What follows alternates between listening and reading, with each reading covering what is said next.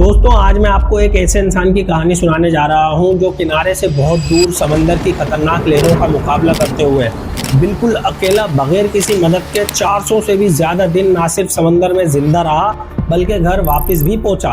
ये कहानी है जोश सैल्वाडोर अल्वारेंगा की। जोश एक आम इंसान था जो मेक्सिको के एक छोटे से गाँव में रहता था और मछली पकड़ने का काम करता था। जोश मछली पकड़ने रोज समंदर में जाता था और यही इसकी रोजी रोटी का जरिया था। लेकिन ये जोश ने कभी नहीं सोचा था कि जो समंदर उसका साथी है और मददगार है वो ही एक दिन उसके लिए मौत का खौफ बन जाएगा। दोस्तों जोश की जिंदगी का सबसे खतरनाक सफर शुरू होता है 17 नवंबर 2012 को, जब जोश और इसका करीबी दोस्त अपनी छोटी बोट लेकर हमेशा की तरह मछली पकड़ने निकल जाते हैं। ये सफर सिर्फ 30 घंटे का होना था क्योंकि जोश और इसका दोस्त सोचकर निकले थे कि वो जल्दी ही वापस लौटेंगे। लेकिन उस दिन आसमान पर घने और काले बादल छाए हुए थे और हवा में कुछ अजीब सी खौफनाकी थी। जोश और इसका साथी इस खौफ को महसूस तो कर रहे थे, लेकिन समंदर का वो हिस्सा जहां वो जा रहे थे इनके लिए नया नहीं था। वो दोनों बस समंदर पर भरोसा करते हुए निकल पड़ते हैं और अपनी तयशुदा जगह पर पहुंचकर फिशिंग करना शुरू कर देते हैं। लेकिन कुछ ही देर बाद फिशिंग करते वक्त अचानक उन्हें दूर से एक बड़ा तूफान दिखाई दिया, जिसे देखकर वो फौरन घर की तरफ रवाना होने का इरादा करते हैं और बोट का रुख किनारे की तरफ मोड़ देते हैं। लेकिन उस दिन इनकी बदकिस्मती इतनी थी कि कुछ ही देर बाद इनकी बोट का इंजन बंद हो गया। फिर जोश ने मदद के लिए रेडियो पर मैसेज भेजा, लेकिन इनकी किस्मत में और भी मुश्किलें लिखी थी। रेडियो की बैटरी भी उसी वक्त खराब हो जाती है। फिर देखते देखते वो कुछ ही देर में समंदरी तूफान की लपेट में आ जाते हैं और इनकी बोट भी समंदर के हवाले हो जाती है। अब समंदर इन्हें जहां चाहे ले जा सकता था। इसी तरह समंदरी तूफान के साथ कश्मकश में पूरी रात गुजर जाती है। अब दूसरा दिन लगता है, सुबह होती है, लेकिन किनारा अब उनके लिए सिर्फ एक याद बन चुका होता है क्योंकि लहरें अब उन्हें बहुत दूर ले आती हैं और इस तरह वो समंदर में कहीं खो जाते हैं। यहाँ जोश और इसके साथी को कुछ समझ नहीं आ रहा होता कि क्या करना चाहिए।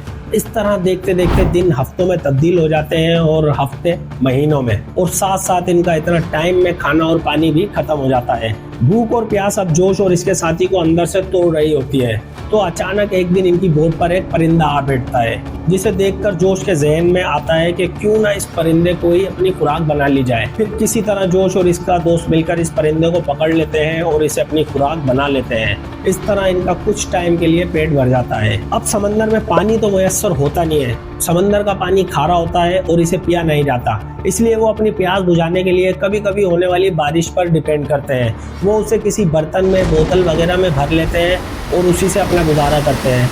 यहाँ वो कभी कभी मछली और टर्टल्स को पकड़कर इनका खून पीने लगते हैं, इस आस में कि कुछ दिन और गुजर जाएं और कोई हमारी मदद को आ जाए। लेकिन दोस्तों इस मुश्किल तरीन सिचुएशन में 4 महीने गुजार लेने के बाद जोश के साथी की हिम्मत जवाब दे जाती है और वो यहाँ तक आकर जिंदगी का साथ छोड़ देता है।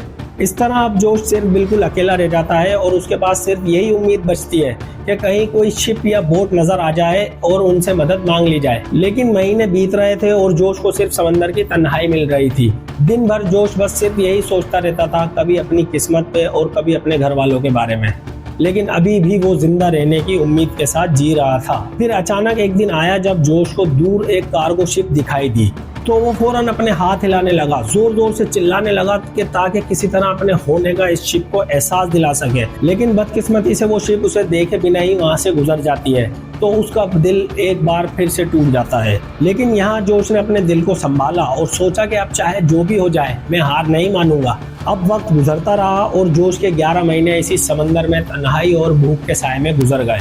फिर एक दिन अचानक पूरे 439 दिन गुजरने के बाद उसने अपने आसपास कुछ नारियल तैरते हुए देखे और कुछ परिंदे ऊपर से गुजरते हुए नजर आए। यहाँ जोश का दिल खुशी से धड़क उठा। उसे लगा कि आसपास जरूर जमीन होगी और थोड़ी ही देर में उसे जमीन भी दिखाई दी। फिर जोश ने अपनी पूरी ताकत लगाई और तैरते हुए जमीन की तरफ बढ़ा, और जैसे ही उसने जमीन पर अपने कदम रखे तो ऐसे लगा जैसे नई जिंदगी मिल गई हो। दोस्तों ये एक छोटा सा आइलैंड था जहां जोश के लिए जिंदगी का नया दरवाजा खुला था। इस आइलैंड को आइबोनटोनी कहा जाता है, जो कि दुनिया का सबसे छोटा आइलैंड है। कुछ लोग जो वहां के घरों में रहते थे और वो जोश को देखकर चौंक गए थे, इसलिए पुलिस को भी बुला लिया गया। और अब जोश ने अपनी कहानी सुनानी शुरू की तो इस पर कोई भरोसा नहीं कर रहा था और सब हैरान परेशान हो गए थे। और सबका यही कहना था कि कैसे एक इंसान किसी तरह 438 दिन तक समंदर में इस छोटी सी बोट में जिंदा रह सकता है, वो भी बिना किसी सहारे के। लेकिन जोश ने भी इन्हें पूरा यकीन दिलाया और इसने अपने बॉस से बात भी करवाई जिसके पास वो मछली पकड़ने का काम करते थे।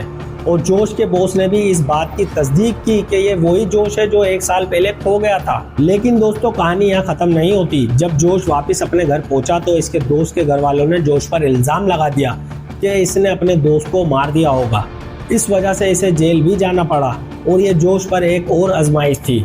लेकिन जोश ने किसी तरह अपने सच को साबित कर दिया और वो इस इल्जाम से भी बाइज्जत बरी हो गया। दोस्तों कुछ टाइम बाद जोश ने अपने इस सफर को 438 डेज के नाम से एक बुक में लिखा था और दुनिया को अपने इस सफर की कहानी सुनाई जिसमें जिंदगी और मौत के बीच इसने सब्र और उम्मीद का दामन नहीं छोड़ा। आज भी जोश की ये कहानी एक सबक देती है कि चाहे जिंदगी कितनी भी मुश्किल क्यों ना हो, उम्मीद का दिया जलाए रखना जरूरी है, क्योंकि जीत कभी भी बस एक कदम दूर हो सकती है। दोस्तों वीडियो को यहाँ तक देखने के लिए बहुत बहुत शुक्रिया। मिलते हैं अगली शानदार वीडियो में, तब तक अपना खास ख्याल रखें, खुश रहें, खुदा हाफिज।